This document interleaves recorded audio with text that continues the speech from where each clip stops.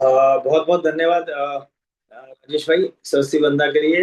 मैं सुनील जैन जी, आप हमारे जो वाइस प्रेसिडेंट एफपीआरटी वो इस टाइम कनाडा से ज्वाइन करें, मैं उनका बहुत बहुत स्वागत करता हूँ। सुनील भाई, आपका बहुत स्वागत है। अरे थैंक यू सर, थैंक ये यू अतुल ये भाई, ये थैंक यू। डेडिकेशन दिखाता है हमारा कि हम लोग एफपीआरटी को लेके कितने कंसर्न हैं।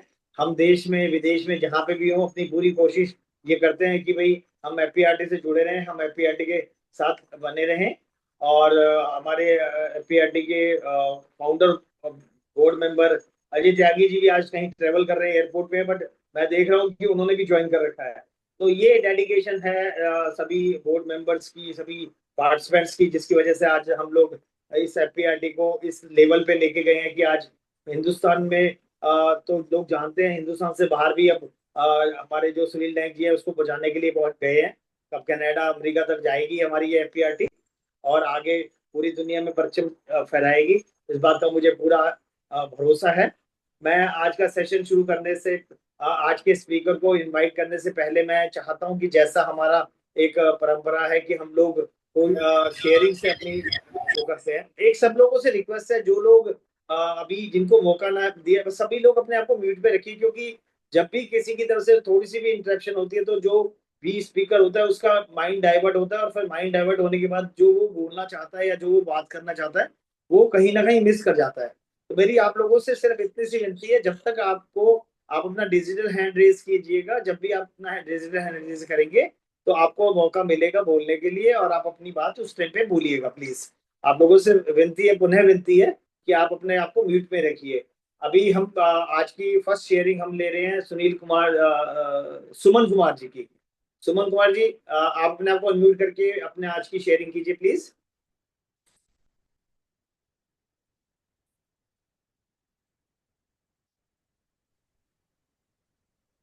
नमस्ते सर, आप सभी को गुड मॉर्निंग। नमस्कार।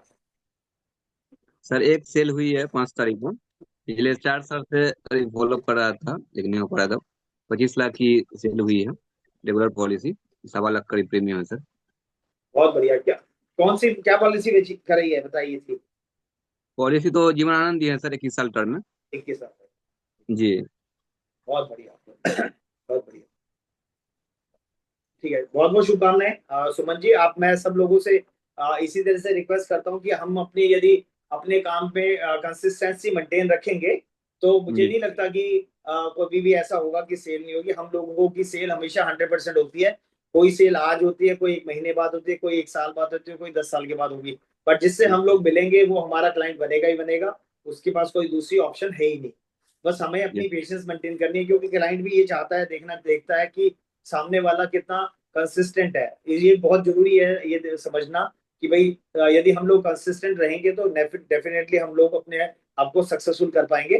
Thank you so much. Suman ji, आप अपने आप को म्यूट पे ले लीजिए। मैं अब अगली शेयरिंग के लिए अमित पालीवाल जी को इन्वाइट करता हूँ। Good morning sir, Amit Paliwal this side. हाँ जी, हाँ ये जी। अभी ना हम वैसे तो मैं दिल्ली एनसीआर में काम करता हूँ, बट अभी पिछले 15 दिन से ना हमने टीयर 2 सिटी कवर करनी शुरू की है, जो दिल्ली के आसपास के टीयर 2 शहर हैं। तो एक रोहतक के पास एक गोहाना, और इधर एक सिरसा, हिसार, इन 2 जगह पे हमने सरकारी स्कूलों में प्रेजेंटेशन की परमिशन मांगी थी, बड़ी जल्दी मिल गई। दिल्ली के सरकारी स्कूल जल्दी परमिशन नहीं देते, पर दिल्ली के बाहर निकल जाओ तो परमिशन मिलती है। तो वहाँ पे फाइनेंशियल प्लानिंग की प्रेजेंटेशन दी थी, और बड़ा अच्छा रिस्पॉन्स मिला। मतलब वो लोग चाहते हैं कि कोई आए और बताए, क्योंकि दिल्ली एनसीआर जैसे मेट्रोपॉलिटन सिटीज में तो बहुत सारे एडवाइजर हैं, लेकिन ये टीयर 2 सिटी में एडवाइजर्स नहीं होते।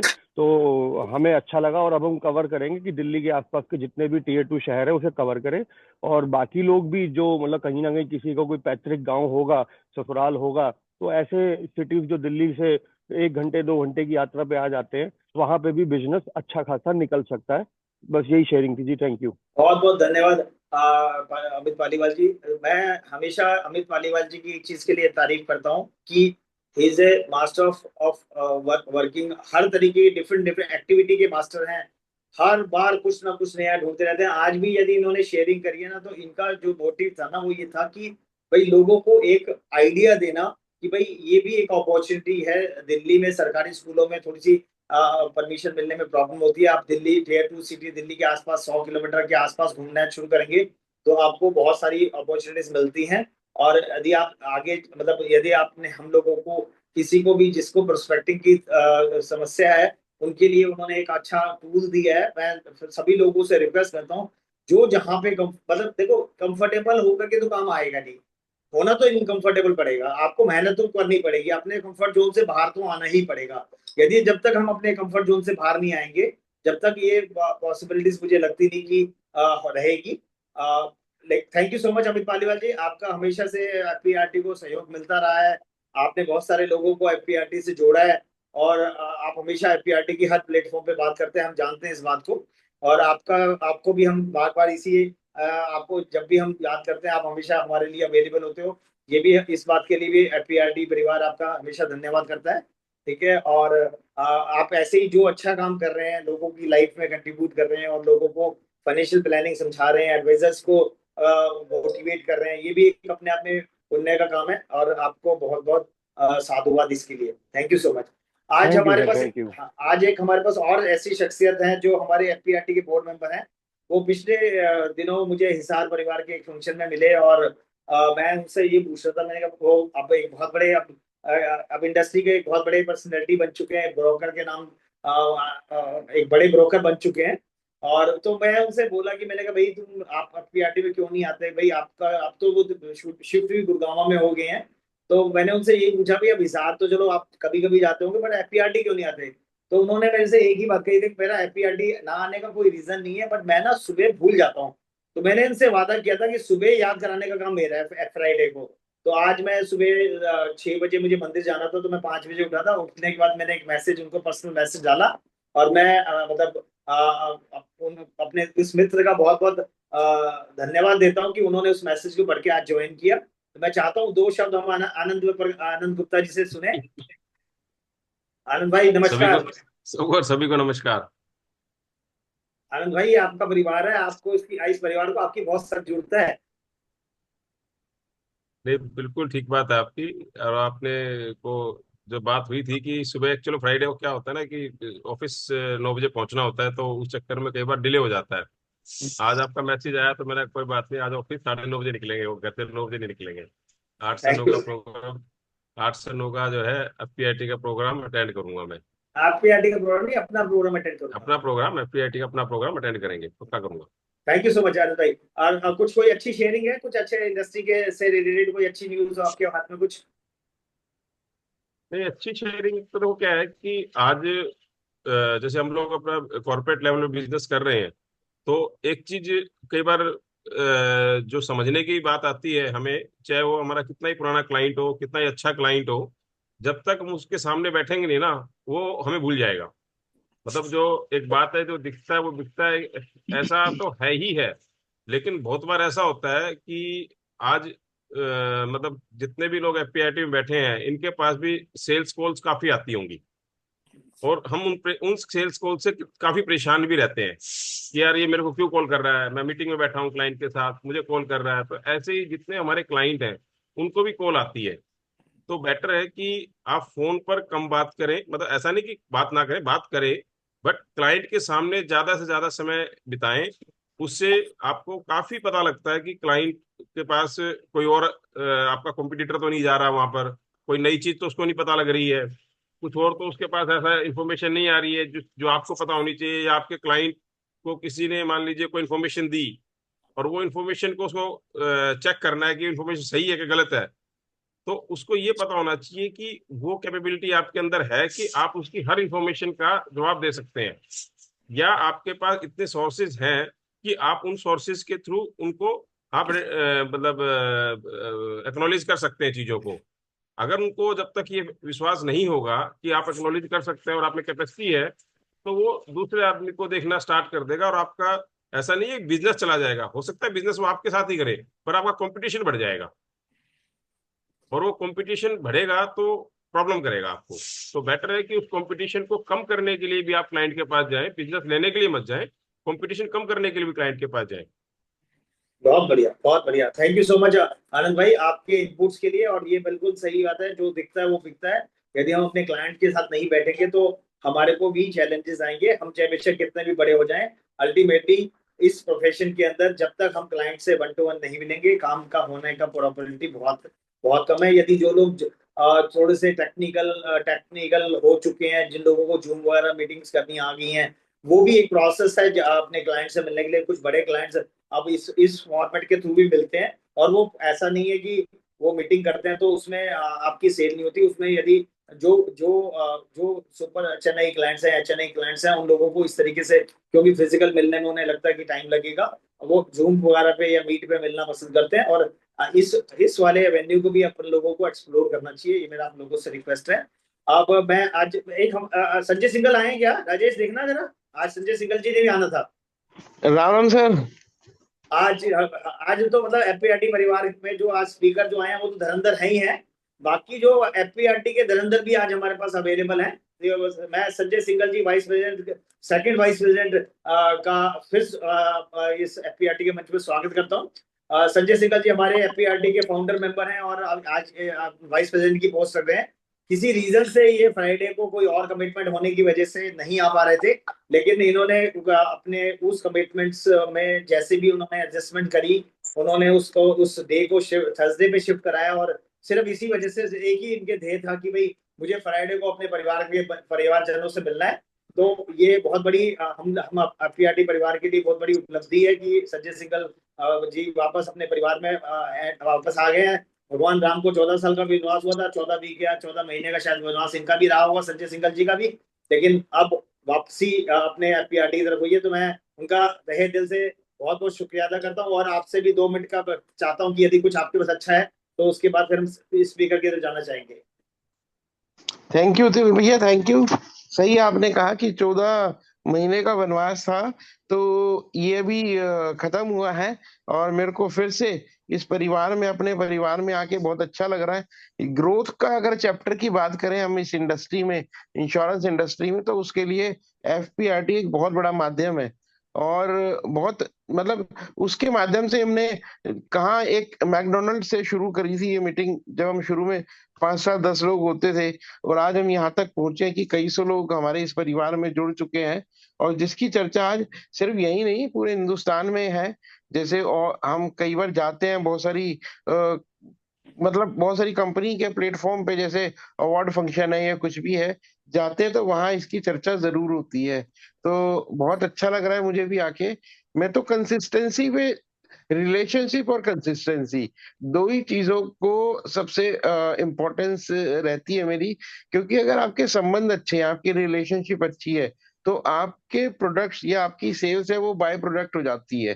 तो मेनली रिलेशन ही, जैसे आज सबसे पहले तो हमारे दोनों धुरंधर हमारे प्रधान जी के और उनका अरोड़ा चाचा जी वो मैं के। अभी लूंगा सर, वो अभी अगला अगला टाइम मेरा वही है, उसको मैं कवर करना चाहता हूँ, ठीक है ना? अच्छा, ठीक है, ठीक है। तो चलो, हमारी तरफ से शुभकामनाएं हैं, आप कवर करना उसको। तो लेकिन ये है कि कंसिस्टेंसी भी बहुत जरूरी है। आपको चलते रहना है, लगे रहना है। आपकी जीत जो है वो पक्की हो जाएगी। कि जैसे हमने कछुए और खरगोश की कहानी सुनी थी, हाँ, जरूरी नहीं है कि कछुए की चाल से ही जीतोगे आप। आपको कंसिस्टेंसी कछुए वाली रखनी है, और चाल अगर आप बना सकते हो तो आपको खरगोश वाली भी बनानी है, कि जिससे कि आप टारगेट को टाइमली अचीव करो। इस बार की एमडीआरटी मेरी कंप्लीट हो चुकी है, और भगवान ने चाहा तो इस बार पूरी कोशिश है कि सीओटी तो मिनिमम है, और कोशिश टीओटी की रहेगी कि टीओटी जरूर करें। तो बहुत बहुत धन्यवाद। हेल्थ का भी काम ठीक है इस समय, अच्छा काम है, और लगभग लगभग 5 करोड़ रुपए की किट्टी उसकी भी हम पूरी कर चुके हैं। तो थैंक यू बहुत अतुल बढ़िया, भैया, थैंक यू बहुत एफपीआरटी फैमिली, बहुत थैंक ही यू। शानदार, बहुत शानदार, जबरदस्त। संजय भाई, आज आपके आने से एनर्जी बढ़ गई है हमारी, हम लोगों की। आज का दिन बहुत शुभ है कि आज हमारे पास हमारे दोनों वाइस प्रेसिडेंट हमारे साथ हैं। और एक आज जो एक और स्पेशल डे है आज। आज हमारे एफपीआरटी के प्रधान श्री राजेश चेतन जी और एफपीआरटी के ट्रेजरर श्री सुरेश अरोड़ा जी का भी जन्मदिन है। तो मैं तो आज बड़ा अपने आप को, आज के इतने सारे दिग्गज लोगों को देखने के बाद मुझे ऐसा लगा कि आज का दिन वाकई में बहुत शुभ है। और आज जो स्पीकर हैं वो तो मतलब अभी आप आगे जब मैं उनको इंट्रोड्यूस करूंगा और उसके बाद वो अपना आज का सेशन शुरू करेंगे, आपको सेशन खत्म होने से पहले पता लगेगा। जो लोगों ने आज का ये सेशन अटेंड करेंगे उन लोगों को महसूस होगा कि कितना पावरफुल सेशन रहा आज का। ठीक है, और हमारे आज हमारे एफपीआरटी के फाउंडर मेंबर श्री अशोक कालर जी भी आज हमारे साथ हैं। उनका भी बहुत बहुत स्वागत है। अशोक कालर जी हमेशा एफपीआरटी के रेगुलर कंट्रीब्यूटर रहे हैं और उन्होंने इनिशियल स्टेज से और अजय त्यागी जी ने भी एयरपोर्ट से शायद ज्वाइन कर लिया है। आपका भी बहुत बहुत स्वागत है Tyagi sir, thank you so much. अब मैं ज्यादा टाइम ना लेते हुए मैं आज के स्पीकर अभिषेक राम गोयल जी को इनवाइट करता हूँ। अभिषेक राम गोयल जी, जैसे मैंने लास्ट वीक हमने जो हरीश अरोड़ा जी को बुलाया था, तो जैसे लाइफ इंश्योरेंस इंडस्ट्री के अंदर हरीश अरोड़ा जी का एक नाम है, उसी तरीके से जनरल इंश्योरेंस की इंडस्ट्री में अभिषेक राम गोयल एक बहुत बड़ा नाम है। उन इंडस्ट्री के अंदर प्राइवेट सेक्टर में कोई ऐसी कंपनी के बड़ी कंपनी के लोग नहीं होंगे जो अभिषेक राम जी को उनके नाम से ना जानते हो। ठीक है, उतना बड़ा HDFC अर्गो, नीवा बुप्पा, टाटा AIG में तो इनका मतलब बहुत जबरदस्त बिजनेस है, और HDFC में भी काफी अच्छा बिजनेस है। पिछले दिनों उन्होंने नीवा बुप्पा के साथ काम करना शुरू किया। बहुत बड़ी एक अच्छी 15-20 लोगों की टीम लेकर के चलते हैं अपने साथ में। और सबसे अच्छी बात यह है कि एक जो नेचर है वो ऐसा नेचर है कि वो ही हेल्प, इस इंडस्ट्री के अंदर सबसे ज्यादा हर आदमी अपने आप को बड़ा करने की कोशिश कर रहा है, लेकिन कभी भी वो ये उस बड़े होने में ये भूल जाता है कि मुझे समाज के भी काम करने हैं, मुझे लोगों को भी हेल्प करनी है। तो मैं इनके, क्योंकि अभिषेक मेरे कुछ परम मित्रों में से एक है, तो मेरी उनसे रेगुलर बात होती रहती है। शायद ही कोई ऐसा दिन होगा जिस दिन हम लोगों की आपस में बात नहीं होती। तो जब जब हमारी बात होती है तो उस दिन की डिस्कशन होती है, तो मैं सुनता हूँ उनके मुंह से, हमेशा सुनता हूँ कि आज मैंने इस कोई जानकार का फोन आया था और उसने ऐसे ऐसे कोई क्लेम फंसा हुआ था, मैंने ऐसे क्लेम में हेल्प करी। तो रोज वो किसी ना किसी परिवार की हेल्प कर रहे हैं। जनरल इंश्योरेंस के नाम बहुत बड़ा बिजनेस उनके नाम पे है। और मैं आज का जो सेशन है उसकी विधिवत के लिए उनको विधिवत आमंत्रित करता हूँ। बस मैं फिर इसके साथ साथ ये भी चाहता हूँ कि हमारा जो एफपीआरटी परिवार जिस तरीके से किसी बड़े बड़े स्पीकर का वेलकम करता है, उस तरीके से वेलकम करिए, इतने अच्छे से वेलकम करिए कि एक स्पीकर को भी लगे कि मुझे एक अच्छे परिवार में आया हूँ, और जो फिल्म की जो एनर्जी है वो मल्टीफोल्ड होकर के वो आप लोगों को एक्सचेंज करेगी। अभिषेक भाई, अब नाउ स्टेज इज योर, आप आज का अपना जो सेशन है वो शुरू कर सकते हैं। बहुत बहुत धन्यवाद अतुल भाई, आपने इस शानदार परिचय के लिए। और आप सबका धन्यवाद है कि आपने मुझे एक बार मौका दिया अपने दिल की बात, अपने मन की बात रखने का। और जो मेरा टॉपिक है वो है क्लेम से दिल तक। तो अभी हम डिस्कस करेंगे कि हम क्लेम से दिल तक कैसे जा रहे हैं, क्लेम से हम परेशान नहीं हो रहे और क्लेम से हम दिल पे जाने की बात कर रहे हैं। और सबसे पहले मैं धन्यवाद करूंगा आनंद प्रकाश गुप्ता जी का, जिन्होंने बहुत ही अच्छी बात बताई कि हमें क्लाइंट के सामने प्रेजेंस होना चाहिए, जो दिखता है वो बिकता है। कहीं इस टेक्नोलॉजी के दौर में हम इस चीज से थोड़ा पीछे हट रहे हैं, लेकिन आज उन्होंने फिर दोबारा से इस बात को बताकर मोटिवेट करा। और मैंने भी नोट करा कि मुझे अपनी कितनी मीटिंग्स को बढ़ाना है। संजय सिंगल भाई ने भी बड़ी अच्छी अच्छी बात बताई। तो सब बड़े बड़े लोग यहाँ पे बैठे हुए हैं, मैं तो सिर्फ एक अपना छोटा सा एक्सपीरियंस ही आप लोगों के साथ शेयर कर सकता हूँ। और पूरी कोशिश करूंगा कि जो तकलीफ लाइफ में अगर किसी को आ रही है क्लेम्स के अंदर, जनरल इंश्योरेंस में, तो वो उसमें मैं कुछ हेल्प कर पाऊँ। तो सर, जो अतुल भाई, जो मेरा टॉपिक है आज का कि क्लेम से दिल तक, तो वो ऐसी क्या बात है कि हम क्लेम आने पर हम परेशान होते हैं और हम दिल तक जाने की बात कर रहे हैं। अगर हम जनरल इंश्योरेंस के बिजनेस के अंदर हैं और हमारे पास हम जनरल इंश्योरेंस का काम कर रहे हैं, तो दो ऐसे प्रोडक्ट्स हैं मेन जो हम बहुत इजीली सेल करते हैं। और जो नए एडवाइजर्स हैं जिनका 5-7 साल 10 साल का एक्सपीरियंस है, वो मोटर और हेल्थ, दो ऐसे बिजनेस हैं जो हमारे पास ऑटोमेटिक वे में आते भी हैं और हम उसमें काम करते हैं। और जब हम उसमें काम करते हैं तो बट नेचुरल बात है कि एक ना एक दिन हमारे पास कभी ना कभी क्लेम भी आएगा क्लाइंट की तरफ से। अब जब भी हमारे पास अगर कोई क्लेम ट्रिगर हो रहा है, हम पहले मेडिक्लेम की बात करेंगे, हेल्थ की बात करेंगे। अगर हमारे पास कोई क्लेम ट्रिगर हो रहा है, हमें पता लग रहा है कि हमारे पास क्लेम आ रहा है, तो हमें उस टाइम पर अपना पूरा 100% डेडिकेशन क्लाइंट के साथ लगाना है। और सबसे इंपॉर्टेंट बात एक और है, हमें क्लेम में डर नहीं लगेगा अगर हम अंडर राइटिंग सही करेंगे।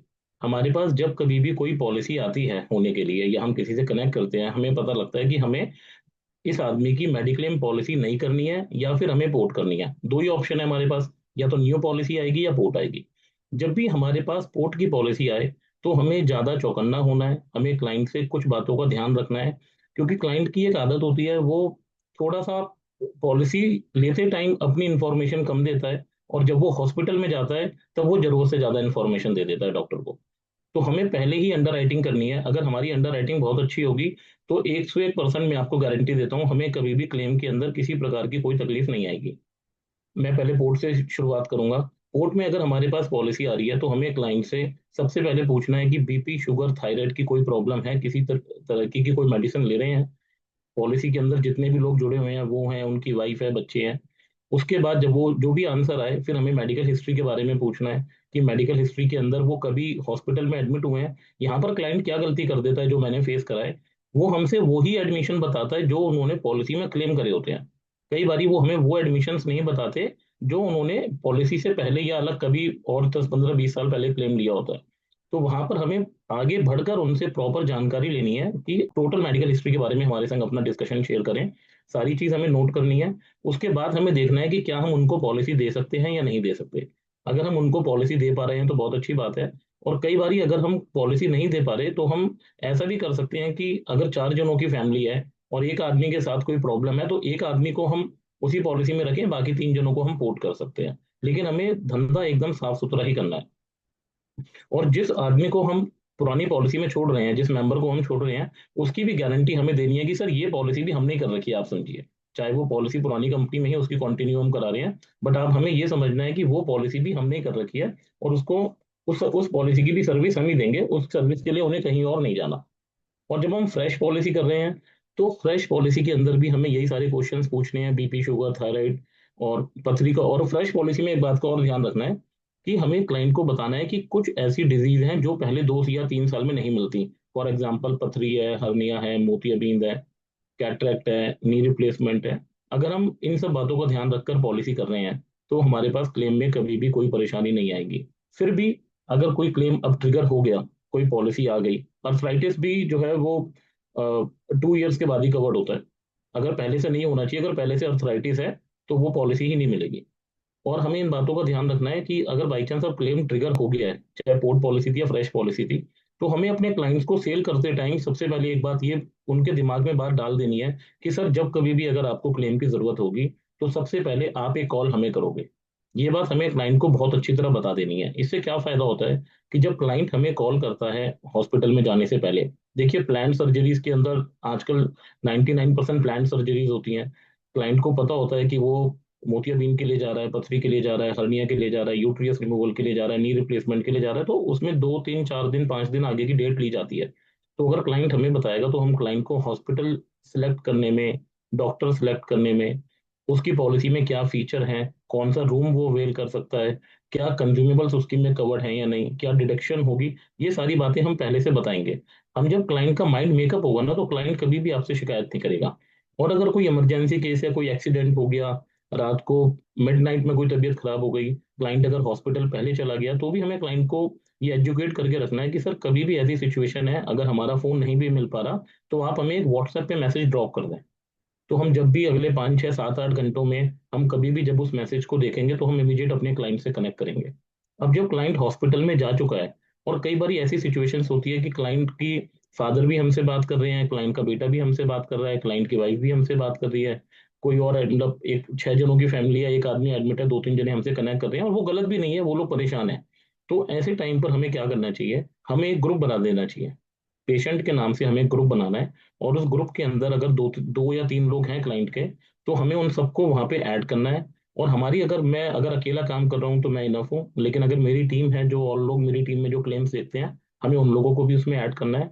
सबसे पहली चीज हमें वहां पे पॉलिसी को डालना है। जो क्लाइंट की पॉलिसी है हम उस ग्रुप के अंदर उस पॉलिसी को पोस्ट करेंगे। किस हॉस्पिटल में क्लाइंट जा रहा है वहां पे उसका नाम मेंशन करेंगे। और वहां पे क्लाइंट से रिक्वेस्ट करेंगे कि सर अब जो हॉस्पिटल का टीपीए है, वो जब इंश्योरेंस कंपनी को इंटीमेट कर रहा है, अगर पॉसिबल हो सके तो वो जो डाटा है, वो जो पेपर्स जा रहे हैं, जो क्लेम फॉर्म वहां पे जा रहा है, वो आप हमें भी सीसी करा दीजिए। हमारे पास मेल पर आ जाएगा। तो हमें उस बात का ध्यान रखना है, हमें थोड़ा सा रीड आउट करना है कि किस बीमारी के लिए क्लाइंट ने बताया था, क्या प्रॉपर इन्फॉर्मेशन गई है, नहीं गई, कुछ और गलत तो नहीं गया। तो हमें क्लाइंट के टच में आ जाना चाहिए। क्लाइंट को ऐसा फील हो जाए कि क्लेम उसका है या हमारा है। क्लाइंट सोचने पे मजबूर हो जाए कि फैमिली मेंबर उसका एडमिट है या हमारा एडमिट है। हमें उसके साथ ऐसा टच में रहना चाहिए, तभी हम क्लाइंट के दिल तक जा पाएंगे। जो मेरा मेन टॉपिक है उसके लिए ये सारी प्रिपरेशन होनी जरूरी है। जब और जैसे ही आजकल जो अच्छी कंपनीज हैं, टाटा है, एचडीएफसी है, नीवा है, इनमें सभी जगह पर जैसे ही क्लेम इंटीमेट होता है हमें पता लग जाता है कि हाँ क्लेम इंटीमेट हो गया है। उसके बाद अगर कोई क्वारी लगती है तो हमें पता लग जाता है कोई क्वारी लगी है। अप्रूवल जाता है तो हमें पता लग जाता है कि अप्रूवल चला गया। तो ऐसे ही बाई चांस क्लेम इंटीमेट होने के बाद अगर कोई क्वारी लगती है तो हमें ही अपनी तरफ से आगे बढ़कर क्लाइंट को बताना है कि सर आपके केस के अंदर ये क्वारी लगी है और इसका ये जवाब बनता है। अगर कोई पुराने पर्चे मांगे गए हैं तो हमें बताना है कि सर ये पुराने प्रिस्क्रिप्शन है, ये आप दीजिए। या फिर अगर ट्रीटिंग डॉक्टर की कोई रिक्वायरमेंट है तो उस क्वारी को हमें समझना है और क्लाइंट को हाईलाइट करके आप प्रिंट आउट निकाल लीजिए क्वारी का, और उस जो क्वारी लगी है उसको एक मार्कर से हाईलाइट करिए, फिर उसको व्हाट्सएप करिए। क्योंकि क्या होता है कि मेडिकल लैंग्वेजेस में ना हम लोग तो समझ जाते हैं, बट क्लाइंट को लगता है ऐसी क्या चीज मांग ली इन्होंने। तो आप पर्टिकुलर वो जो क्वारी लगी है उसको हाईलाइट करिए मार्कर से, और फिर उसको फोटो खींच के भेजिए कि सर ये क्वारी लगी है और इसका ये जवाब है। आधार का कई बारी केवाईसी की क्वारी है तो सर ये दे दीजिए, कई बारी प्रिस्क्रिप्शन की क्वारी है या पहले कोई रिपोर्ट की क्वारी है ये दे दीजिए, ट्रीटिंग डॉक्टर से कुछ मांगा जा रहा है तो सर इसका जवाब ट्रीटिंग डॉक्टर देगा। फिर हमें क्लाइंट को ये भी बताना है कि सर ये क्वारी का रिप्लाई हॉस्पिटल देता है, लेकिन आपको हॉस्पिटल के टच में रहना है। आपको टीपीए में जाना है, टीपीए से पता करना है क्या मेरी क्वारी का रिप्लाई चला गया है। टीपीए ज्यादातर हॉस्पिटल्स में ग्राउंड फ्लोर पे या बेसमेंट में होता है। तो क्लाइंट को बताओ सर कि पेशेंट आपका एडमिट है, बढ़िया से बढ़िया ट्रीटमेंट चल रहा है, अब आपको और हमारा यही काम है कि हमारा अप्रूवल आ जाए, तो आप थोड़ा सा टीपीए के संग अपने कनेक्शन को बढ़ाइए और इस क्वारी का जवाब भिजवाइए। तो आप देखेंगे कि क्लाइंट के आप टच में हैं और क्लाइंट का अप्रूवल आ गया तो आप भी टेंशन फ्री है। जैसे ही अप्रूवल आ जाएगा आप टेंशन फ्री है। सपोज करिए कि एडमिशन 2 दिन का है, 3 दिन का है, 4 दिन का है, हमें एक बात का ध्यान रखना है कि हम दिन में 2 बारी क्लाइंट से जरूर बात करेंगे। अगर अप्रूवल चला गया है तब भी हम क्लाइंट से 2 बार डेली जरूर बात करेंगे, पेशेंट के बारे में पूछेंगे कैसी तबीयत है, क्या प्रोग्रेस है। और जिस दिन अब छुट्टी हो रही है तो हमें क्लाइंट को थोड़ा सा एक चीज और एजुकेट करनी है कि सर छुट्टी जो है ना आप सुबह के समय लीजिए। कई बारी जो क्लाइंट्स कुछ गलती करते हैं, शाम को 4 बजे जब डॉक्टर राउंड पे आया तब उन्होंने कहा सर हम घर जा सकते हैं, डॉक्टर ने कह दिया ठीक है आप चले जाओ।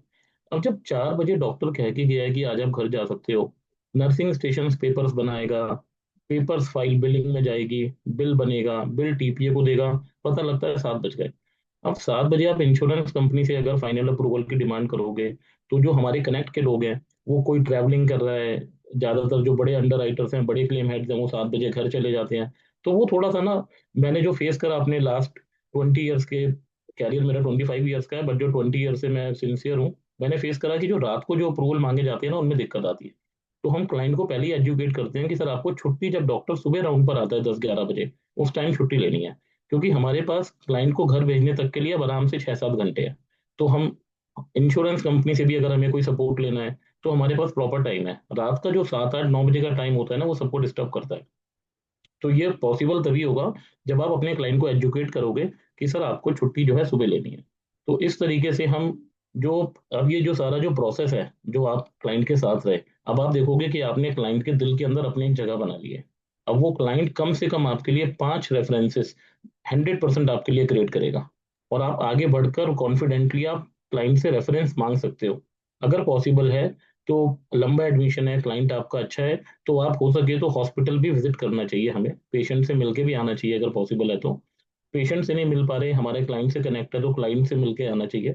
और वहां पर बातों बातों में क्लाइंट के जो और रिलेटिव्स आते हैं, क्लाइंट आपको इंट्रोडक्शन करा देगा। जैसे भी आनंद प्रकाश जी ने बताया था कि प्रेजेंस हमारी जरूरी है, तो प्रेजेंस हमारी इस फॉर्म में भी जरूरी है। वहां पर अगर क्लाइंट के 5-6 रिलेटिव्स आए हैं तो वो बताएंगे यार हमारा एजेंट तो फोन ही नहीं उठाता था, कहेंगे आपका एजेंट तो सामने खड़ा है। तो यहाँ से ना हम बहुत कुछ गेन कर लेते हैं। क्लाइंट से भी कनेक्ट हो गया, क्लाइंट के जो फ्रेंड्स और रिलेटिव्स हैं उनसे भी हमारा कनेक्ट हो गया। और जब कोई प्रॉब्लम अगर आ रही है तो भी हम वहाँ सामने खड़े हैं, हम उस प्रॉब्लम को दूर कराएंगे। और क्लाइंट से हमारा इससे कनेक्ट बढ़ता है आगे की तरफ, हम और धंधा वहां से जनरेट कर पाते हैं, हम क्रॉस सेल कर पाते हैं।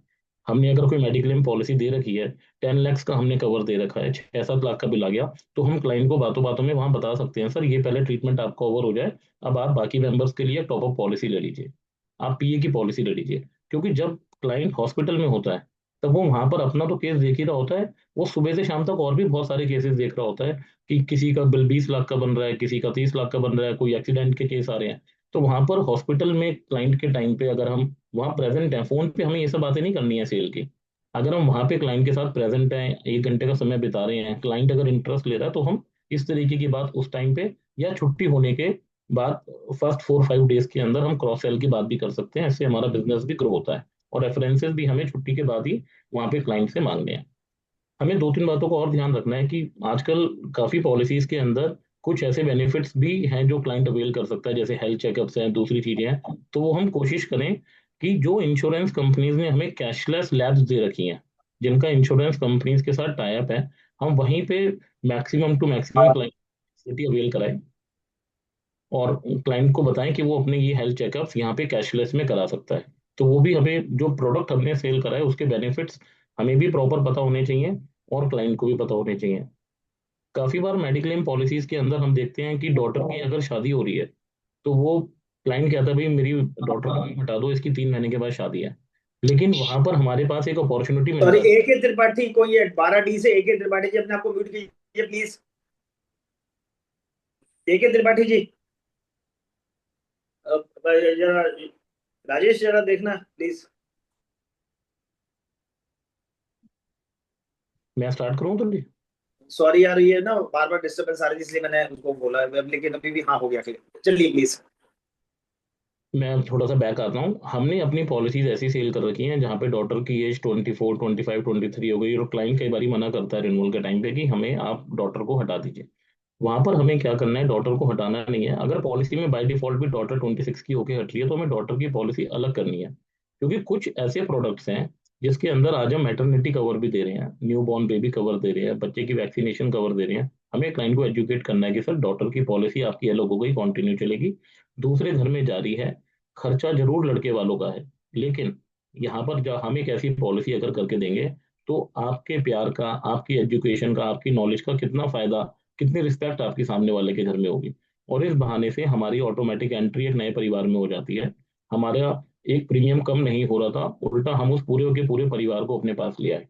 तो मैंने इस एक्सपेरिमेंट को भी करके देखा है, और जहां जहां मेरे क्लाइंट्स के बच्चे दूसरे घरों में गए हैं, 99% वो सारे क्लाइंट्स भी हमारे पास ही आ गए। तो ये, और हमें इस बात का ध्यान भी रखना है कि हमने अगर कोई पॉलिसी ऐसी सेल कर रखी है और बच्चे की एज 20 साल 21 साल है और उसमें मैटरनिटी कवर नहीं है, तो हम रिन्यूअल के टाइम पे एजुकेट कर कर स्पेशली उस डॉटर को अलग करके वो पॉलिसी दे सकते हैं जिसके अंदर मैटरनिटी कवर हो। तो थोड़ा सा हम अगर ध्यान रखते हैं ना रिन्यूअल के टाइम पे, या पॉलिसी कोई नई पॉलिसी करते टाइम पे, या पोर्ट करते टाइम पे, तो हमें थोड़ा सा खुद को अंडर राइटिंग करनी है, समझ कर ही केस देना है कि क्या जो हम प्रोडक्ट दे रहे हैं वो क्लाइंट के लिए यूजफुल कितना है, कितना ज्यादा हम उसके लिए फ्रूटफुल बना सकते हैं। उससे क्लाइंट को लगता है कि इन्होंने मेरे बारे में सोचा। हमने अगर रेडीमेड कोई प्लान क्लाइंट को दे दिया, और वहां पर उसको 6 महीने के बाद, 2 साल के बाद किसी ने बताया कि आजकल मेडिक्लेम पॉलिसीज में मैटरनिटी कवर है, आपके में है क्या, तो वहां पर हमारी जो एक पॉइंट हल्का होता है। और अगर हम पहले से ही ये बात बताते हैं क्लाइंट को, तो ये चीज अच्छी होती है। आज है काफी ऐसी पॉलिसीज हैं जिसके अंदर पर्सनल एक्सीडेंटल डेथ भी कवर है। मतलब मैं सभी कंपनीज के साथ काम कर रहा हूँ, बट ये टाटा EIG का बड़ा अच्छा प्रोडक्ट है जिसके अंदर हम PA कवर भी दे रहे हैं। तो अगर हम देख रहे हैं कि क्लाइंट को हम ये बेनिफिट भी दिला सकते हैं, तो हमें ऐसी पॉलिसी सेल करनी चाहिए। ग्लोबल कवर आ रहा है, इंडिया में आपको बीमारी डायग्नोज हो रही है, आप बाहर जाके ट्रीटमेंट करा रहे हैं, तो जैसी जरूरत हो हमें बिल्कुल वैसा ही प्लान क्लाइंट को सेल करना चाहिए जिससे कि उसकी रिक्वायरमेंट आए। और क्लेम के टाइम पे बिल्कुल भी हमें घबराना नहीं है, हमें क्लाइंट के साथ रहना है। जो चीजें मैंने आपको जितनी बताई हैं उसको हमें फॉलो करना है। क्लाइंट को ये फील हो जाए कि ये, मतलब कई बार क्लाइंट सोचने पे मजबूर हो जाता है कि ये क्लेम मेरा है या इसके परिवार का है। इस तरीके से हमें उसके साथ रहना है। अब मैं कुछ बातें शेयर करूंगा मोटर के साथ।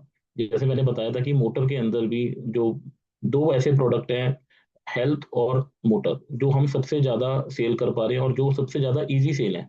अब मोटर के अंदर सबसे ज्यादा चैलेंज सभी दोस्तों को ये भी आ रहा होगा कि रिन्यूअल हमारा ड्यू है और क्लाइंट के पास से 100 फोन पहले आ जाते हैं, अलग अलग शोरूम से, अलग अलग वर्कशॉप से, कि आप, हम तो कॉल करते भी नहीं है, 2-2 3-3 महीने पहले ही कॉल आ जाते हैं।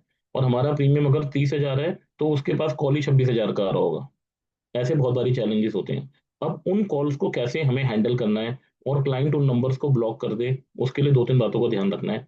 हमें पॉलिसी सेल करते टाइम सबसे पहले बस एक ही बात क्लाइंट के दिमाग में बिठा देनी है कि सर जब भी गाड़ी का अगर कोई इंसिडेंट या एक्सीडेंट होता है, पहले तो हमारी भगवान से प्रार्थना है हो नहीं, लेकिन अगर बाई चांस हो जाता है, आपने इंश्योरेंस कराई है, तो सबसे पहला कॉल आप हमें करोगे, सबसे पहला कॉल आप हमें करोगे, बिल्कुल उसके दिमाग में बात बिठा देनी है। और जैसे ही क्लाइंट का कॉल आता है, तो उनसे कहना है सर मेरे को चारों साइड से गाड़ी की फोटो चाहिए। गलती क्या करता है क्लाइंट, आगे से गाड़ी लगी है, चलो फोन कर दिया तो एक जगह हम जीत गए, दूसरा वो आगे से फोटो दे देता है अगर आगे से लगी है तो। हमें नहीं चाहिए आगे से फोटो, हमें गाड़ी की चारों साइड से फोटो चाहिए, ऑल फोर साइड से। क्योंकि क्या होता है कि अभी तो वो बता रहा है मेरी गाड़ी आगे से लगी है, लेकिन जब वो गाड़ी वर्कशॉप में लेके जाता है तो डिक्की पे भी कोई डेंट होता है, तो वो चाहता है गाड़ी आई है तो ये भी ठीक करा लूं। टेल लाइट हल्की सी टूटी होती है, वो चाहता है मैं ये भी ठीक करा लूं। फ्रंट विंडशील्ड ग्लास में हल्का सा निशान होता है, वो चाहता है मैं ये भी ठीक करा लूं। तो जब गाड़ी हमारे पास चारों साइड से अगर फोटो आएंगी पहले, तो हमें खुद ही गाड़ी का इंस्पेक्शन करना है। हमें देखना है कि वो जेन्युइनटी उसकी गाड़ी की कहाँ से लगी थी, और उसकी गाड़ी और कहाँ कहाँ से डैमेज है। तो वर्कशॉप जाने से पहले हम क्लाइंट से स्टोरी पूछकर उसको पहले ही उसका माइंड मेकअप कर सकते हैं कि सर देखिए आपकी गाड़ी फ्रंट से डैमेज हुई है, तो ये आपके प्रीवियस डैमेजेस हैं, ये आपको नहीं मिलेंगे। वहां पे जाके वो परेशान हो, इससे अच्छा हम उसको पहले ही क्लियर कर सकते हैं। या कई बार जेन्युइनली भी गाड़ी दो जगह से हिट होती है। आगे वाली गाड़ी ने ब्रेक मारा, हमारी गाड़ी आगे से लगी, पीछे से बाइक वाला आ रहा था, उसने पीछे से ठोक दी। अगर हमें जेन्युइन स्टोरी, हमें जो लॉस का जो कॉज है, जो जेन्युइन कॉज अगर हमें पता होगा, तो हम क्लाइंट को सारी बात एजुकेट करेंगे। सबसे ज्यादा प्रॉब्लम आजकल एक और आ रही है कि गाड़ी वर्कशॉप में चली जाती है और पार्ट्स अवेलेबल नहीं होते। गाड़ी वहां पे खड़ी रहती है 10 10 15 15 दिन, और क्लाइंट को ऐसा लगता है कि इंश्योरेंस कंपनी अप्रूवल नहीं दे रही। तो क्लाइंट का हमें माइंड मेकअप स्टार्टिंग में ही करना है। सर देखिए, आज आप गाड़ी लेके जा रहे हैं, हमारा कल तक सर्वेयर आ जाएगा 24 घंटे के अंदर, सर्वेयर अगले 24 घंटे में अप्रूवल दे देगा। उसके बाद जो टोटल रोल स्टार्ट होता है वो वर्कशॉप का होता है। वर्कशॉप जब आपकी गाड़ी ठीक करके हमें इंटीमेट करेगी, हम उसको डिलीवरी ऑर्डर दे देंगे और आप अपनी गाड़ी कर लेके आ सकते हैं। तो क्लाइंट को अगर हम प्रॉपर एजुकेट करेंगे तो प्रॉब्लम नहीं होगी। इन सम केसेस ऐसा भी है कि हम क्लेम इंटीमेट करा के अगर गाड़ी हमारी रनिंग कंडीशन में है, तो गाड़ी वापस आ जाती है, और पार्ट्स अगर ऑर्डर हो रहे हैं और पार्ट्स क्या जब अवेलेबिलिटी होती है तब गाड़ी जाकर दोबारा हम ठीक कराकर, जिससे हमारी गाड़ी कम से कम टाइम के लिए पार्क हो। तो ये सारी चीजें तभी पॉसिबल है जब हम इन्वॉल्व होंगे, जब हम क्लाइंट को सामने से कहेंगे कि आप हमें पहले बताओ, हम अपना टाइम क्लाइंट के साथ लगाएंगे। और इन सब का रिजल्ट यही होगा कि जब भी आपकी पॉलिसी रिन्यूअल के लिए ड्यू होगी और क्लाइंट के पास 100 कॉल आ जाए या 200 कॉल आ जाए, वो पॉलिसी आपके थ्रू ही कराएगा। जब भी क्लाइंट नई गाड़ी लेगा, तो वो इंश्योरेंस शोरूम से नहीं लेगा, वो कोशिश करेगा कि इंश्योरेंस हमसे ही ले। तो ये हमारे लिए बहुत बड़ी जीत होती है। अगर क्लाइंट इंश्योरेंस शोरूम से गाड़ी लेते टाइम भी अगर जिद पे अड़ जाता है कि इंश्योरेंस मुझे अपने एडवाइजर से ही लेनी है, जो हमारे पास साल में 100 से 150 केसेस की एवरेज है कि हम नई गाड़ियों का इंश्योरेंस हम कर रहे हैं, तभी हमें लगता है कि हमने कुछ कमाया है। क्योंकि शोरूम से इंश्योरेंस ना लेना अपने आप में एक बहुत बड़ा चैलेंज होता है। शोरूम पीछे पड़ जाता है कि इंश्योरेंस हम ही देंगे, और हम ये देखते हैं कि साल में 150 पौने 200 गाड़ियां हम कर रहे हैं ऐसी। तो दैट मीन्स कि हमने कहीं ना कहीं क्लाइंट के दिल में अपनी जगह बना ली है कि वो शोरूम से ना लेकर इंश्योरेंस भी हमसे लेता है। एक्सटेंडेड वारंटी एक नया फीचर आया है जो हम लोग सेल कर सकते हैं, कभी कंपनीज दे रही हैं। तो जब भी कोई क्लाइंट नई गाड़ी शोरूम से अगर ले रहा है, तो एक्सटेंडेड वारंटी भी हम दे सकते हैं। और एक्सटेंडेड वारंटी इंश्योरेंस कंपनीज ने सेल करना स्टार्ट करा है। कुछ फीचर्स मोटर में ऐसे आए हैं अभी कि गाड़ी जितने दिन वर्कशॉप में खड़ी रहेगी, insurance company specially Tata AIG 1500 नीचे सीसी से नीचे की गाड़ी पे 1000 रुपये और 1500 सीसी से ऊपर पे 2000 रुपये दे रही है। तो ये सारे फीचर्स अगर हमें पते होंगे ना, तभी हम क्लाइंट को ऐसा लगेगा कि हम उसके लिए कुछ उसकी लाइफ में एड ऑन कर पा रहे हैं, कुछ सपोर्ट कर पा रहे हैं। कि सर आपकी गाड़ी वहाँ 5 दिन खड़ी रही, तो ये 2000 रुपये के हिसाब से 10,000 रुपये आपको बाद में मिलेंगे। और आपने जो भी टैक्सी यूज करी, ओला उबर यूज करी, तो इंश्योरेंस कंपनी की तरफ से जब वो ऐसी बातें अपने फ्रेंड सर्कल में बताएगा ना, मॉर्निंग वॉक पे बताएगा, तो मेरे पास सुबह सुबह कॉल आ जाते हैं 6 बजे 7 बजे 8 बजे मॉर्निंग वॉक के टाइम पे, कि मैं यहाँ घूम रहा था और ये जैन साहब मेरे दोस्त हैं, मैंने इनको बताया कि मेरी गाड़ी वहां पे ऐसे है और मुझे ऐसा हुआ, तो इनका नोट कर लो आप। तो हमें कुछ एक्स्ट्रा ऑर्डिनरी करना है, कुछ अलग करना है मार्केट से। तभी उसके बाद जब क्लाइंट है उसके माइंड में उसके उस पे हर जगह हमारा नाम रहेगा। हम कुछ अलग मार्केट से अगर दे पा रहे हैं, तभी क्लाइंट को लग रहा है कि हम उसके दिल में, मेन जो टॉपिक है ना, हमें क्लाइंट के दिल में जगह बनानी है बस। हमें दिल से उतरना नहीं है। हम गलती क्या कर रहे हैं कि हम क्लाइंट का कितने केसेस ऐसे आते हैं कि जिसमें वो बताते हैं कि हमारा एजेंट फोन नहीं उठा रहा, हमारा एजेंट कांटेक्ट नहीं कर रहा, हमारा एजेंट ने स्विच ऑफ कर दिया। हमें दिल से उतरना नहीं है, हमें दिल में जगह बनानी है। और ना, ये बात बिल्कुल सच है कि सस्ता सबको अच्छा लगता है। अगर आज हम एक 30,000 की पॉलिसी दे रहे हैं और क्लाइंट के पास सेम कंपनी की सेम कोटेशन 28,000 की आ जाती है, तो 2,000 रुपये उसके बच रहे हैं, हमारे भी कहीं 2,000 बचेंगे, तो हमें अच्छा लगेगा। लेकिन जब हम दिल में होंगे ना क्लाइंट के, तो वो 2,000 3,000 कहीं मैटर नहीं करेंगे। क्लाइंट हमेशा आपको ही प्रेफर करेगा और आपसे ही पॉलिसी लेगा। और वो इस चीज को, क्योंकि उसे पता है कि जरूरत के टाइम के ऊपर हमने उसका कैसे साथ दिया है, हमने उसका कैसे सपोर्ट करा है, और हम कैसा उसके साथ थे।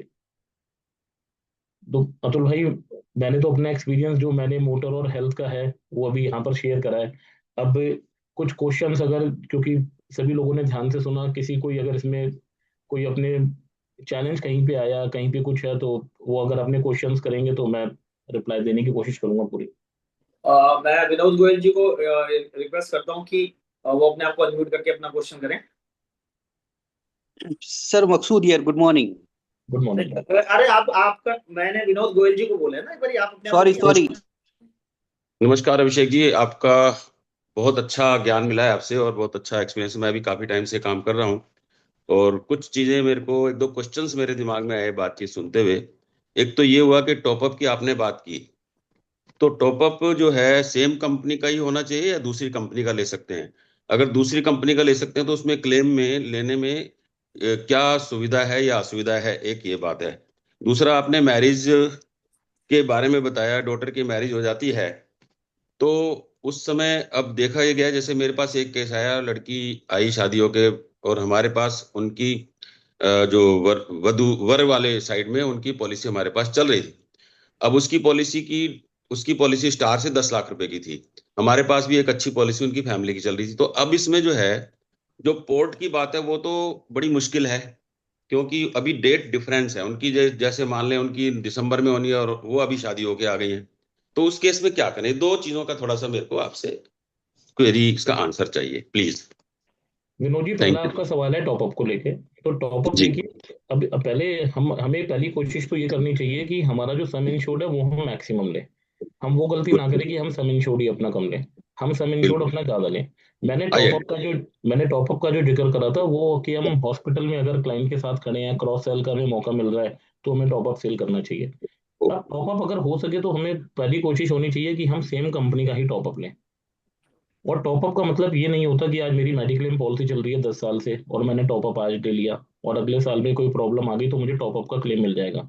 टॉपअप को हमें बहुत प्रॉपरली बात समझनी है। टॉप अगर आज कोई नी रिप्लेसमेंट 4 साल के बाद कवर्ड होना है, किडनी ट्रांसप्लांट 4 साल के बाद कवर्ड होना है, कैंसर चलिए डे 1 से कवर्ड होता है, हार्ट अटैक डे 1 से कवर्ड होता है, लेकिन जो बड़ी बीमारियां हैं जहाँ पे अगर 4 साल के बाद कवर्ड होना है तो टॉपअप का भी 4 साल पुराना होना जरूरी है।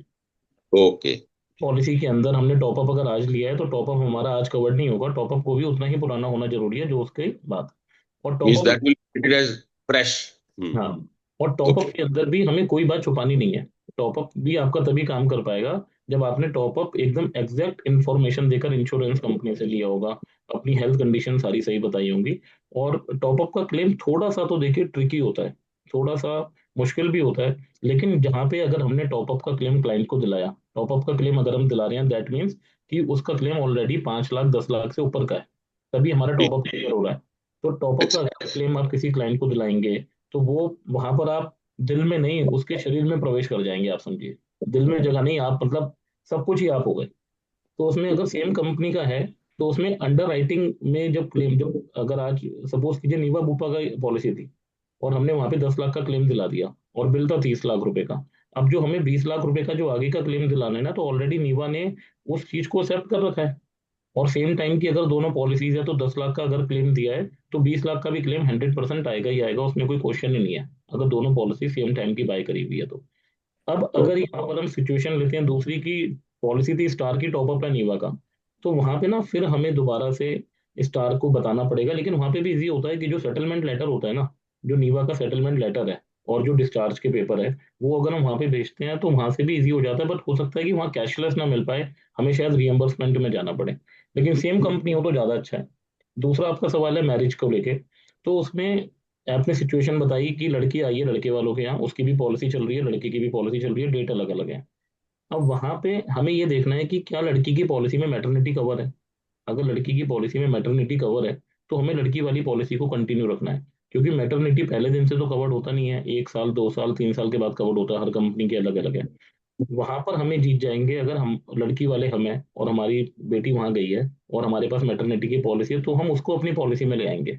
और अगर हमें ऐसा लगता है कि नहीं है तो देखिए डिसीजन तो हमेशा नॉर्मली लड़के वालों को ही हाथ में ही होता है, तो वो अगर अपनी पॉलिसी में ऐड कराना चाहते हैं तो कोई क्लॉज होता है कि जब वो पॉलिसी ड्यू होगी उनकी, तब वो उस टाइम पर उस बच्चे को ऐड कर सकते हैं मैरिज सर्टिफिकेट के थ्रू।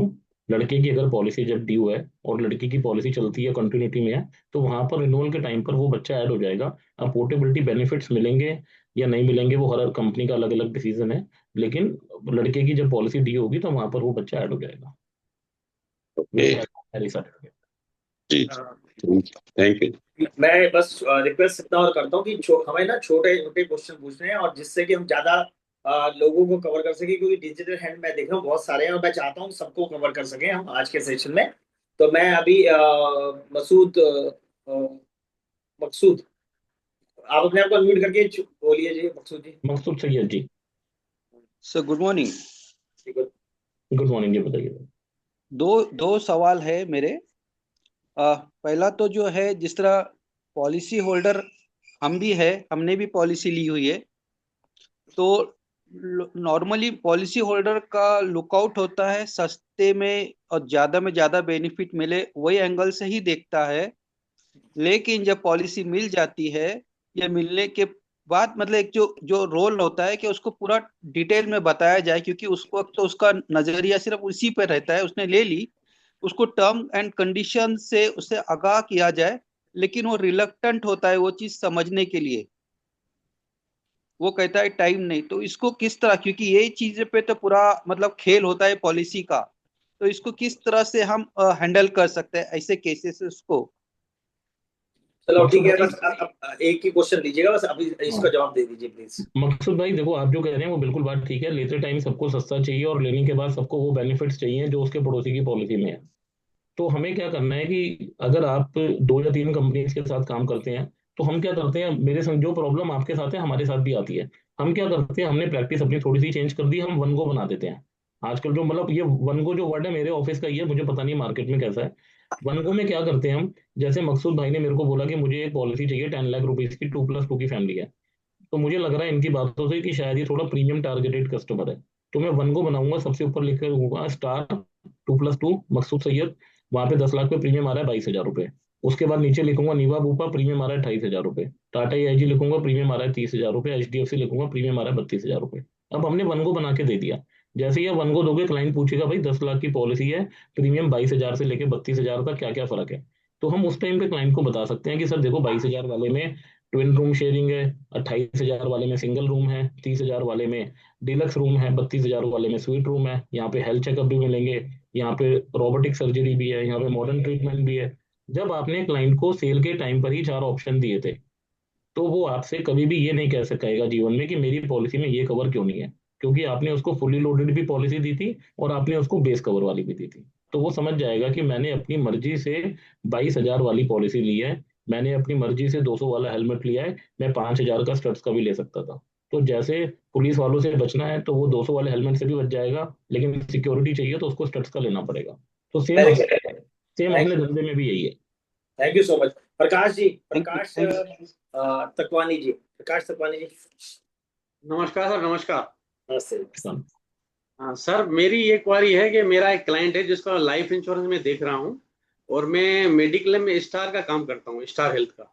लेकिन स्टार हेल्थ का वो पहले से ही किसी दूसरे एजेंट से जुड़ा हुआ था जो अभी उसको सर्विस नहीं दे पा रहा है। तो अभी उसका एक क्लेम आया है, उसका 15 लाख रुपए का इंश्योरेंस है, और उसने ब्रीच कैंडी हॉस्पिटल मुंबई में जाके नी रिप्लेसमेंट करवाया है। तो अब वहां जो है वो डॉक्टर बता रहे हैं कि भाई इंडिया का सबसे बेस्ट डॉक्टर है, 7,61,000 रुपए सिर्फ उसकी फीस है डॉक्टर की जो है सर्जरी की। अब उसका जो क्लेम पास हुआ है, क्लेम की प्रोसेस मैंने ही करवाई उसकी जो है ना, क्योंकि वो नेटवर्क हॉस्पिटल में नहीं है, रिम्बर्समेंट के लिए है। तो क्लेम पास हुआ है 5.5 लाख रुपए का, और पॉलिसी है उसकी 15 लाख रुपए की। तो अब उसका ये है क्वेश्चन कि भाई अब ये इतना डिफरेंस क्यों, 6 लाख रुपए मेरा कट गया है, तो उसको कैसे मतलब सेटिस्फाई किया है? तब देखिए कि मैं भी काफी नी रिप्लेसमेंट के ना केसेस तो मैंने भी काफी सेटल कराए हैं, अतुल भाई जानते हैं।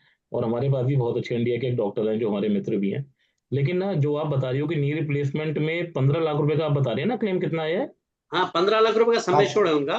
क्लेम कितने का आया क्लेम है? 5.5 लाख रुपए सेटल हुआ उनका, आया और नहीं। एक्सपेंडिचर साढ़े 11 लाख हुआ है। सर देखो, नी रिप्लेसमेंट में ना आज तक मेरा जो रिकॉर्ड है, रोबोटिक सर्जरी होने के बाद भी 7-8 लाख रुपए से ऊपर का ज्यादा खर्चा नहीं आता। और इंश्योरेंस कंपनीज का एक अपना, स्टार हेल्थ जैसी कंपनी का स्पेशली एक अपना क्राइटेरिया है कि वो उससे ज्यादा नहीं देंगे। अगर 5.5 लाख रुपए उन्होंने दिया तो एक अच्छा अमाउंट दिया है, और 5.5 लाख रुपए के अंदर दिल्ली के अंदर आप सन परमानंद में, मैक्स फोर्टिस में, मैक्स साकेत में सिंगल रूम लेकर आप आराम से ट्रीटमेंट करा सकते हैं। 5.5-6 लाख रुपए में नी रिप्लेसमेंट बहुत आराम से हो जाता है। वहां पर जो ज्यादा आया है मेरे ख्याल से, कहीं उन्होंने गलती से डीलक्स रूम तो नहीं ले लिया, कोई स्वीट रूम तो नहीं ले लिया, तो मतलब, और स्टार की पॉलिसी सिंगल रूम कवर करती है। तो जब क्लेम को पूरा देखा जाएगा तब देखा जाएगा, या अगर आप सेटलमेंट लेटर मेरे संग शेयर कर देंगे मीटिंग के बाद, तो मैं सेटलमेंट लेटर को देख के बता दूंगा कि पैसे चीज किस चीज के कटे हैं और वो दोबारा मिल सकते हैं या नहीं मिल सकते। बाकी 5.5 lakh is a very good amount in knee replacement case. और 11-11.5 लाख मैंने अभी तक अपनी मतलब जर्नी में मैंने नी रिप्लेसमेंट का खर्चा नहीं सुना। उसमें सर डॉक्टर की फी जो 7,61,000 रुपए है। सर वो अनजेन्युइन फीस है, वो इतनी फीस जो है ना, आप एक बार भेजिएगा सेटलमेंट लेटर, तो मैं एक बार ठीक आपको ठीक सर, उसको ठीक स्टडी करके आप पर्सनली भेजिएगा, मैं बताऊंगा आपको। ठीक। Thank you sir. Thank you. Naveen Jain ji unmute करके बोलिए। नमस्कार सर। नमस्ते सर एक क्वेरी थी मेरी, जैसे हस्बैंड की पॉलिसी और बेटे की पॉलिसी है, और वाइफ की उन्होंने अलग पॉलिसी ली थी बाद में। अब उन दोनों पॉलिसी को हमें क्लब करना है एचडीएफसी में ही, एचडीएफसी की ही पॉलिसी है, तो दोनों की डेट ऑफ कमिटमेंट दोनों की अलग अलग है। तो अब रिन्यूअल के टाइम पे मतलब कि 6 महीने की पॉलिसी ली जा सकती है कि वो अपनी हस्बैंड की पॉलिसी में ऐड हो जाए? सर देखिए, आपने जो केस बताया है उसमें बाप और बेटे की पॉलिसी चल रही है, फादर और सन की। अब बेटे की शादी हो गई, वाइफ को ऐड करना है, राइट? यस। तो उसमें क्या होगा, जब भी वो बीच में भी ऐड हो सकती है, रिन्यूअल के टाइम पे क्या बीच में भी ऐड हो सकती थी, मैरिज सर्टिफिकेट लगा के उनसे सिर्फ जितना टाइम बचा होता है उतना ही प्रीमियम लिया जाता है। सपोज अभी शादी हुई है उनकी 1 अगस्त को, और पॉलिसी रिन्यू होनी है उनकी 30 नवंबर को, तो वो अगस्त से नवंबर के लिए भी ऐड हो सकती है, उसमें पार्शियल प्रीमियम जमा होगा, इंडोर्समेंट कहते हैं इसे। हाँ, लेकिन एक बात का ध्यान रखना होगा कि वो पॉलिसी ऐसी होनी, अगर वो पॉलिसी फादर के नाम से है और बेटा उसमें डिपेंडेंट था, तो शायद उस पॉलिसी में डॉटर इन लॉ ऐड नहीं हो पाएगी। लेकिन अगर बेटे के नाम से पॉलिसी है और फादर उसमें डिपेंडेंट थे, तो उस केस में वो जो न्यू मेंबर है, जो डॉटर इन लॉ है, वो ऐड हो जाएगी। तो वो कंपनी के अपनी कॉल है, लेकिन उसमें ऐड हो सकता है बीच में 6 महीने नहीं, से। दोनों ही पॉलिसी में जो डिफरेंस आ रहा है ना, मतलब कि पॉलिसी उनकी पुरानी चल रही है, दोनों की पॉलिसी में रिन्यूअल में 6 महीने का डिफरेंस है। सर वो न्यू मेंबर ऐड हो जाएगी ना, उसमें पोर्टेबिलिटी बेनिफिट शायद नहीं मिलेंगे, लेकिन वो न्यू मेंबर ऐड हो अच्छा, जाएगी अगर पॉलिसी उसके हस्बैंड के नाम से है तो। और अगर आप ये भी, ठीक इसमें है आप सर। एक चीज और चेक करो कि उसकी वाइफ की पॉलिसी किस कंपनी में चल रही है, और क्या वहां एचडीएफसी पर। में, एचडीएफसी में। अच्छा, दोनों एचडीएफसी में ही है, तो फिर हम्म। एचडीएफसी में कंटिन्यूटी बेनिफिट भी मिल जाएगा, मतलब पोर्टेबिलिटी बेनिफिट भी मिल जाएगा अगर दोनों ही एचडीएफसी में है ना। आप एक हाँ, मेल ड्राफ्ट करके देंगे अपने मैनेजर को कि, और ठीक है। पॉलिसी दोनों लिख के देंगे कि सर ये दोनों पॉलिसी नंबर्स हैं और दोनों ही हमारे साथ हम्म, चल रही है, और अब हम ये हम्म, चाहते हैं कि इस पॉलिसी में ये 2 जने ऐड हो जाएं। तो या ठीक। अगर वाइफ के नाम से ही प्रपोजल बनाना है तो फादर और बेटा दोनों उस पॉलिसी में भी ऐड हो सकते हैं, और नहीं तो ये जो 2 वाली पॉलिसी है इसमें वो ऐड हो जाएगी। ठीक है sir, thank you. 9% continuity benefit भी मिल जाएगा तीनों मेंबर्स को। आई आईपैड के नाम से संजीव पुरी है, तो संजीव पुरी जी अपना को अनम्यूट कीजिए। हाँ जी सर, सबको नमस्कार। अभिषेक भाई, अभी अभी ना सर्कुलर टाटा ने इशू कर दिया है कि, इनफेक्ट मेल पे डाला है नोटिफिकेशन कि 25 लाख के सम एश्योर्ड से नीचे में मेडिकेयर प्रीमियर में डीलक्स रूम नहीं मिलेगा। स्वीट रूम और सब को रोक दिया उसने कैशलेस में। अब सम ऑफ द क्लाइंट जिनका 25 लाख का पहली चिपरानी चल रही है और एज भी ज्यादा है, उनका ऑलरेडी 25 लाख पे प्रीमियम 1.5 लाख रुपए आ रहा है। अब उस केस में कैसे हैंडल कर पा रहे हैं इसको? पुरी जी देखो, बिल्कुल ठीक करा कंपनी में, मैं कंपनी के साथ हूँ इसमें, क्योंकि आप ये देखिए, आप भी दिल्ली और एनसीआर के क्लाइंट्स हैंडल करते हैं, हम भी करते हैं। जो सिंगल रूम है आज की डेट में, अपोलो का सिंगल रूम, मैक्स का सिंगल रूम, और एस्कॉर्ट्स का सिंगल रूम, बीएलके का सिंगल रूम, मेदांता का सिंगल रूम, अपने आप में बहुत अच्छा रूम है। उसमें कोई ऐसी जरूरत नहीं है कि डीलक्स और स्वीट रूम में जाना चाहिए। और सिंगल रूम को भी, जो जितने भी हॉस्पिटल्स के नाम मैंने लिए हैं, यहाँ पर कोई भी सिंगल रूम 12, 15, 18, 20 हजार से कम नहीं है। आप एग्जैक्टली। फोर्थ में जाओगे तो 28 हजार रुपये का सिंगल रूम है। तो फिर हमें क्या जरूरत है? और वैसे भी अगर आज की डेट में आपके पॉलिसी का सम इंश्योर्ड ही 10, 15, 20 लाख रुपए है, और आप डीलक्स या स्वीट रूम लेना चाह रहे हो, तो अभी आपने देखा कि वो नी रिप्लेसमेंट का खर्चा ही 11.5 लाख हो गया, जो सच है, जो वो बता रहे हैं। फैक्ट है। तो मेडिकल कॉस्ट कितनी ज्यादा बढ़ती जा रही है। अगर हम क्लाइंट को डीलक्स या स्वीट रूम में दे देंगे तो 11.5 के वैसे ही 20 लाख हो जाएंगे, उसकी पूरी पावर ही खत्म हो जाएगी। और मैंने तो एक चीज और अच्छी करी कि जब भी अगर हमारे पास मौका है सम इंश्योर बढ़ाने का, आपको शायद पता ही होगा, मैं अपसेल पे थोड़ा ज्यादा ध्यान देता हूँ, तो हम अगर क्लाइंट की पॉलिसी 20 लाख की चल रही है तो हम कोशिश करते हैं अगर उसकी पॉलिसी 25 या 50 लाख की रिन्यू कर पाए, अगर कंपनी अलाउ कर रही है तो हम अपसेल कर देते हैं। अच्छी बात है, आप क्लाइंट को अपसेल करो कह के कि सर कंपनी ने रिस्ट्रिक्शन लगा दी है कि 25 लाख से नीचे पे डीलक्स रूम नहीं दे रहे, तो मैं आपकी पॉलिसी 50 लाख की कर रहा हूँ, क्योंकि इंश्योरेंस तभी मिलता है जब हमें जरूरत नहीं होती। जब हमें जरूरत होती है तब तो बढ़ता ही नहीं है। तो सर मेरे पास तो सुबह से शाम तक 20 कॉल आते हैं, अपसेल कर दो, 18 को मेरे को मना करना पड़ता है, संजीव पुरी जी आप लकी आदमी हो कि कंपनी आपको अपसेल अलाउड कर रही है, तो आज आपकी पॉलिसी 50 लाख की रिन्यू होगी, फिर भी क्लाइंट नहीं मानेगा। तो आप कह सकते हो सर कि एक प्लॉट, हम आपका जो प्लॉट है उसका रेट है 5 लाख रुपए गज, और साथ वाला प्लॉट मिल रहा है आपको 5,000 रुपए गज में, वो कहेगा मजाक कर रहे हो क्या? आपको सर मजाक नहीं है, 25 लाख का प्रीमियम आप दे रहे हो 70,000 रुपए, और अगले 25 लाख का प्रीमियम मैं आपसे मांग रहा हूँ सिर्फ 7,000 रुपए, 77,000 में आपकी पॉलिसी 50 लाख की हो जाएगी। फिर वो मैसेज समझ जाएगा आप क्या दे रहे हो, वो आपसे 50 लाख की करा लेगा।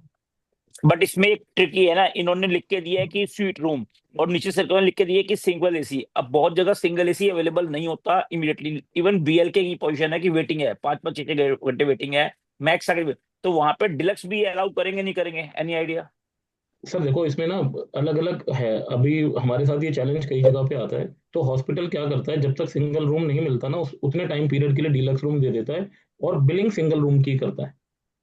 अगर हॉस्पिटल के पास रूम अवेलेबल नहीं है तो हॉस्पिटल से ना देखो फाइट करनी पड़ती है। हॉस्पिटल आज की डेट में एक दुकान है, वो तो चाहेगा कि उनको तो डीलक्स रूम देना है, पैसे आप दो या इंश्योरेंस कंपनी दे, लेकिन हम थोड़ा फाइट करेंगे ना, तो जब तक सिंगल रूम अवेलेबल नहीं है तब तक वो आपको डीलक्स रूम दे देगा, लेकिन बिलिंग सिंगल रूम की करेगा, जैसे ही सिंगल रूम खाली हो जाएगा आपको उसमें शिफ्ट कर देगा। और इंश्योरेंस कंपनी भी कई बार स्टे ही एक दिन का है, स्टे ही एक दिन का है तो करोगे क्या आप? तो उस केस में अगर कैशलेस में आपको नहीं मिल पा रहा तो फिर आप रीएम्बर्समेंट में फाइट करो, जेन्युइनली हॉस्पिटल से लेटर लो जहाँ पे लिखा हो कि भाई मेरे पास सिंगल रूम अवेलेबल नहीं है। Thank you sir, thank you so much. ठीक है। लास्ट शेयरिंग मैं नवीन दुबे जी की लूंगा, उसके बाद फिर आज का हमारा ये सेशन को हम वाइंड अप की तरफ ले जाएंगे। थैंक्स, वोट ऑफ थैंक्स की तरफ जाएंगे। जी भैया नमस्कार। नमस्ते। भैया ये क्वेश्चन था मुझे डिडक्टेबल के बारे में। जैसे मान लीजिए कोई कॉर्पोरेट एम्प्लॉय है, तो पॉलिसी मान लीजिए दे रखी है हमने, तो 3 लाख 5 लाख तक का होता है पॉलिसी, हमने 5 लाख उतने का डिडक्टेबल दे दिया, तो उसके बाद मैं डिडक्टेबल का थोड़ा प्रोसेस जानना चाहता हूँ क्या होता है। बहुत अच्छा सवाल है नवीन जी। मेरा सर क्वेश्चन इसमें समझ क्या है गए? कि हाँ सर, आजकल ना देखो इंश्योरेंस कंपनी भी डिडक्टेबल के प्लान बेच रहे हैं, और उसमें प्रीमियम जी सस्ता हो जाता है। इंश्योरेंस कंपनी जोर डाल रही है कि आप 25,000 50,000 1 लाख का डिडक्टेबल दो। और आपने भी बड़ा अच्छा करा कि जो कॉर्पोरेट एम्प्लॉयज है जो हमसे मेडिक्लेम पॉलिसी नहीं लेना चाहते, और वो ये चाहते हैं कि हम उनको सस्ता प्लान दे दें, क्योंकि उनके पास ऑलरेडी 5 लाख कवर है, और आपने 50 लाख की पॉलिसी हमको दे दी 5 लाख डिडक्टेबल के साथ। तो अब जब क्लेम आएगा तो वो पहले तो अपनी वाली पॉलिसी को यूज करेगा, और सपोज करो 5 लाख की उसकी पॉलिसी थी, हमने 50 लाख की दे रखी है, क्लेम आ गया 9 लाख रुपए का। तो जैसे ही वहां की कंपनी एक लेटर देगी, जब हॉस्पिटल पैसे मांगता है, अप्रूवल आया 2 लाख का 3 लाख का, ज्यादा पैसा मांगा, तो वहां की कंपनी एक लेटर देगी, लिमिट एग्जॉस्ट। उस लेटर पे अच्छा, लिखा उसकी होगा, कॉर्पोरेट कंपनी हाँ, और जो जिसमें जॉब कॉर्पोरेट करता कंपनी हूँ, की जो जो इंश्योरेंस पॉलिसी कंपनी है, कॉर्पोरेट की सपोज करिए टाटा से चल रही है, तो टाटा जब लेटर हॉस्पिटल जब पैसे मांगेगा तो वो कह देगा, मैं आपको वर्ड बता रहा हूँ, उसके शब्द कुछ और भी हो सकते हैं, कि लिमिट एग्जॉस्ट, आपकी यस लिमिट यस। खत्म हो गई। तो वो वाली जब फिर हम अपनी कंपनी में क्लेम डालेंगे जहां से हमने पॉलिसी दे रखी है, और वहां पे ये प्रूफ देंगे कि सर देखिए 5 लाख रुपए इस आदमी के यूज हो चुके हैं, ये हॉस्पिटल में एडमिट है, हमने अब इसको पॉलिसी दे रखी है डिडक्टेबल के साथ, तो हमारी कंपनी अब वहां पे अप्रूवल दे देगी। बट हमें ये वहां पे पहले शो करना पड़ेगा कि 5 लाख रुपए इसके यूज हो चुके हैं, लिमिट इसकी एग्जॉस्ट हो गई है, इस आदमी को पैसे की और ज्यादा जरूरत है, तो फिर दूसरी कंपनी जो हमने प्लान बेचा हुआ है वहां से। और आने वाले टाइम में सर ये वाला जो डिडक्टेबल वाला प्लान ही बिकेगा। आज 2025 से, आप मेरी बात नोट कर लो, प्रीमियम मेडिक्लेम के इतने ज्यादा महंगे हो जाएंगे 2027 में, 28 में, 29 में, कि हमारा पोर्टफोलियो ऐसा हो जाएगा कि 70-80% हमारे पास डिडक्टेबल वाली ही पॉलिसीज होंगी। Thank you. टाइमिंग कितना लग जाता है स्विच करने में, सर क्या लग देखिए, सकता है? तो देखिए टाइम तो लगेगा ही, 24 घंटे से 36 घंटे लगेंगे अप्रूवल आने में, क्योंकि जो नई कंपनी है वो केस को स्टडी भी करेगी, हो सकता है वो इन्वेस्टिगेट भी कराए। आजकल ज्यादातर कंपनी छोटे छोटे क्लेम को इन्वेस्टिगेट करा रही है, उन लोगों ने इन्वेस्टिगेटर्स हायर करे हुए हैं, लेकिन आ जाएगा अप्रूवल। हमने क्लेम लिया डिडक्टेबल वाले में, कोई परेशानी नहीं आती। बहुत बहुत ठीक है भैया, धन्यवाद। Thank you so much. Thank you Abhishek भाई। आज का सेशन हम वाइंड अप की तरफ जाते हैं। मैं चाहता हूं कि हमारे एफपीआरटी बोर्ड के अशोक कालरा सर हमारे साथ बीच हैं। मैं उनसे चाहूंगा कि वो वोट ऑफ थैंक्स अभिषेक भाई के लिए वोट ऑफ थैंक्स करें। थैंक यू अतुल भाई for inviting me for vote of thanks. जैसे कि हमारी संस्था की परंपरा है, एफपीआरटी की परंपरा है कि हम अपने सभी साथियों जिनको हम स्पीकर के रूप में बुला रहे हैं और जो हमारे जीवन में वैल्यू ऐड कर रहे हैं उनको हम धन्यवाद दें। लेकिन आज का सेशन बहुत ही वंडरफुल और इतना प्यारा सेशन था कि मैं हालांकि हेल्थ का इंश्योरेंस का काम नहीं करता हूं, बावजूद इसके मेरे को जो है इतना ध्यान से सुनना पड़ा और सारी चीजों को मैंने समझा और ऐसा लगा कि वाकई बहुत ही छोटी छोटी चीजें हैं जिन पर अगर जरा सा भी ध्यान दिया जाए तो हम अपने बिजनेस को मल्टीपोर्ट कर सकते हैं और कस्टमर्स की प्रॉब्लम्स को सॉल्व आउट कर सकते हैं और अपने बिजनेस को बड़ा कर सकते हैं। अभिषेक जी, बहुत बहुत धन्यवाद आपका। आपने इतने कम समय में बहुत ही सटीक शब्दों के साथ बहुत ही वंडरफुल प्रेजेंटेशन अपनी दी, तो उसके लिए मैं तहे दिल से बहुत शुक्रिया करता हूं और एफपीआरटी मंच से आपका एक बार फिर से धन्यवाद करते हुए ये आग्रह करूंगा कि भविष्य में हमको जब भी आपकी जरूरत पड़ेगी तो आप हमारे लिए अवेलेबल रहेंगे, ऐसी मैं आशा रखता हूँ। बहुत बहुत धन्यवाद आपका। Thank you so much Ashok भाई और थैंक यू सो मच अभिषेक भाई आज का वंडरफुल सेशन के लिए। मैं अब राजेश राठौर जी से रिक्वेस्ट करता हूँ एक बार पहले सबको अनम्यूट कर दीजिए, उसके बाद फिर हम शांति पार्टी तरफ जाएंगे और लोगों की प्रतिक्रिया भी लेते हैं कि आज का अभिषेक भाई का आज का सेशन कैसा लगा सब लोगों को।